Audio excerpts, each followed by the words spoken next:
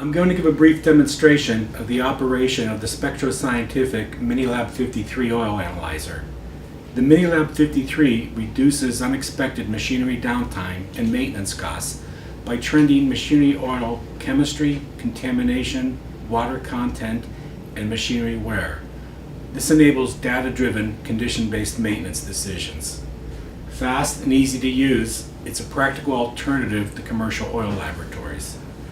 The MiniLab 53 answers the questions: is the oil clean? Is it dry and still fit for use? And most importantly, is the machinery still in good condition? To start, select a sample from the AMS database and send it to the instruments.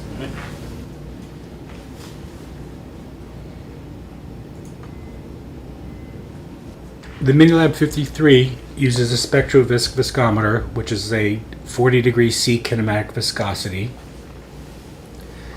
We simply take a single drop of oil,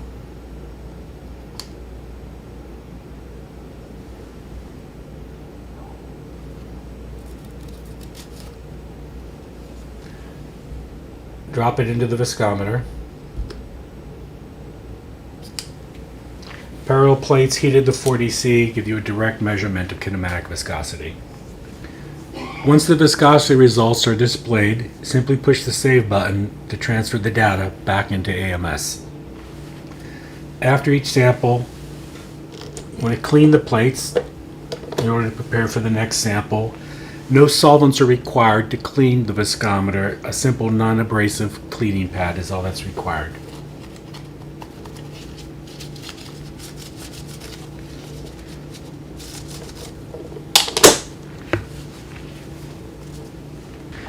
We'll now test for water content in the oil chemistry. This is done on the Fluidscan, an infrared spectrometer. It measures water, total acid, total base, oxidation, nitration, sulfation, and other oil-specific properties. An innovative patent-pending technique for sample preparation for the Fluidscan makes it a practical alternative to Karl Fischer titration. The sample is homogenized for 20 seconds and let sit for 1 minute.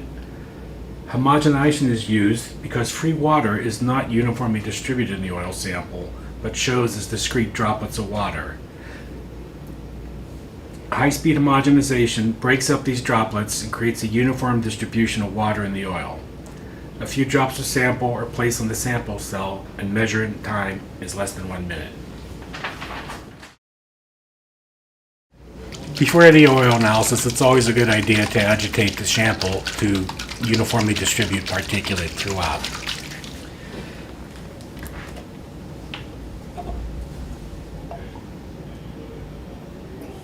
I'm drawing off the sample to use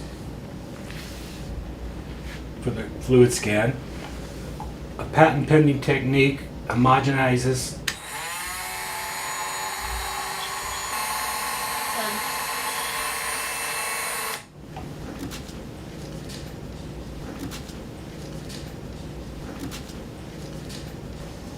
We let that sample sit for a minute before running it in the Fluidscan. In the meantime, we can take the rest of our oil sample,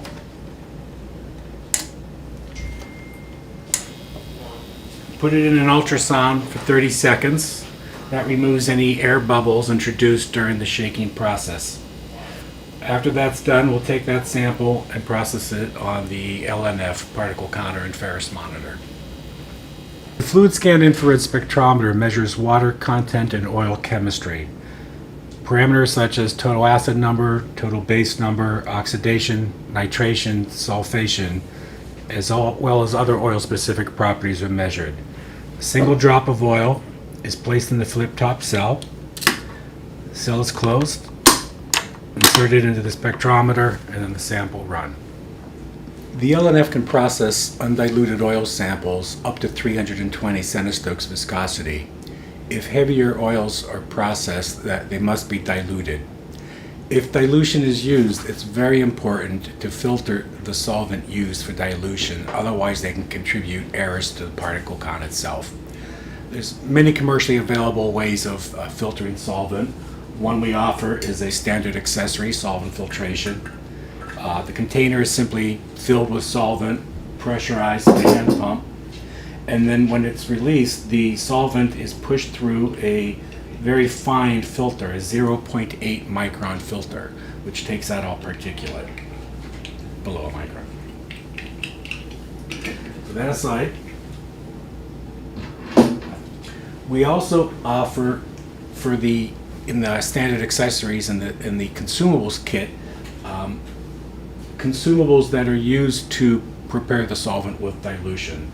So in this case, the approach would be, if you're using dilution with the sample, the straightforward way to do it after you've shaken the sample to disperse finally the particulates is decant to the second line of the bottle, and then take a syringe with 10 cc's of solvent, such as lamp oil. You can use kerosene, lamp oil, electron 22, really any traditional lab solvent to dilute, and inject your 10 cc's.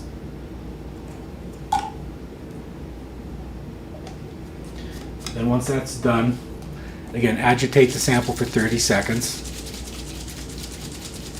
Once the 30 seconds has elapsed, place it in the ultrasound, again for 30 seconds, and that will remove the air bubbles. So that is one methodology of preparing a diluted sample for analysis in the LNF.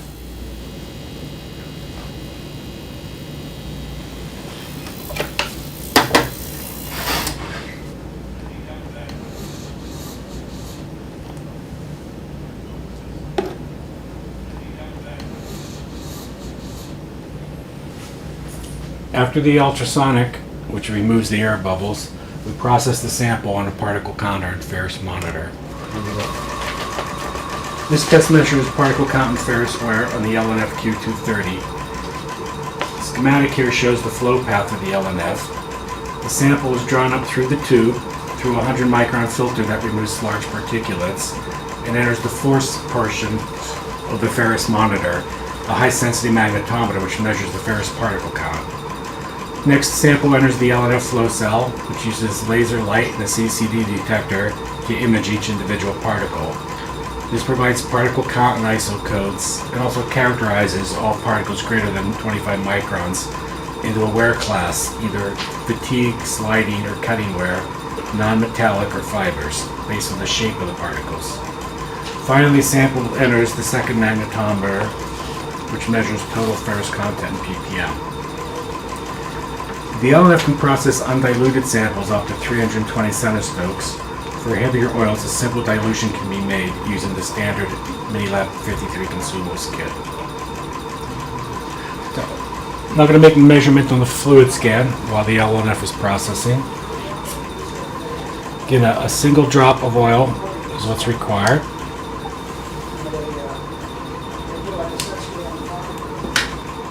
Just close the flip top cell.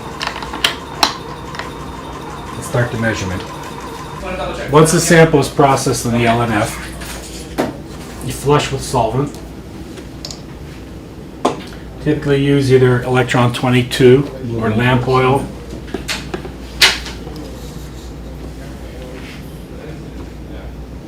Simply select continue from the screen. So the Fluidscan results have completed while we were preparing the sample for the LNF. Unless you have to go in. Once the results are complete, you simply select save, and again it will transfer data into AMS. So we've completed 2 of the 3 tests. We completed viscosity measurement and the Fluidscan oil chemistry and water content measurement. The data from the 3 instruments are now recorded into the AMS Machine Health Manager OilView LIMS database. From the database,